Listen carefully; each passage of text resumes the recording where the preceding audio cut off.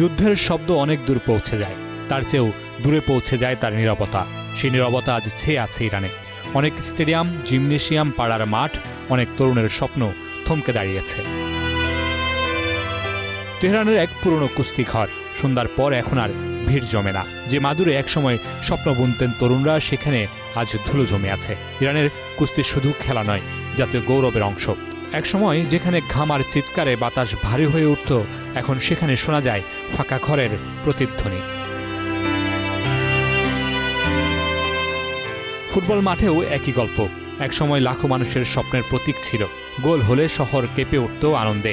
এখন গোলের উল্লাসও যেন সংযত, কারণ কেউ না কেউ হয়তো সেই মুহূর্তে উদ্বেগে অপেক্ষা করছে কোনো খবরের। হতাহতের খবর দেখছেন টেলিভিশনে কিংবা মোবাইলে, অপেক্ষায় আছেন পরিবারের কারো দুঃসংবাদের।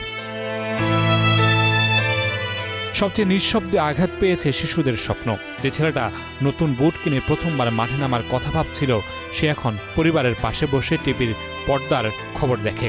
যে মেয়েটা গোপনে অ্যাথলেট হওয়ার স্বপ্ন দেখত, তার প্রশিক্ষণ বন্ধ।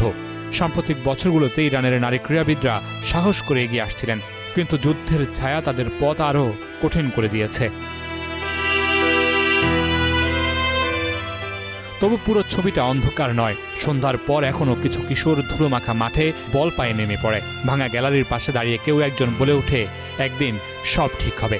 সেই বিশ্বাসই তাদের অনুশীলন চালিয়ে যেতে শেখায়। তারা বিশ্বাস করে আরও একজন খামিনি তাদের দায়িত্ব নেবে, একদিন যুদ্ধ থামবে। যুদ্ধ হয়তো স্টেডিয়ামের আলো নিভিয়ে দিতে পারে, কিন্তু স্বপ্নের আলো পুরোপুরি নেভাতে পারে না। ক্ষত গভীর, কিন্তু হৃদয়ে লুকিয়ে থাকা জেদের আগুন এখনো জ্বলছে। আর সেই আগুনই একদিন আবার নতুন ভোরের মতো ইরানের ক্রীড়াঙ্গনকে জাগিয়ে তুলবে, হয়তো আরও শক্ত, আরও সংবেদনশীল, আরও মানবিক হয়ে। Mamunur Rashid, star news.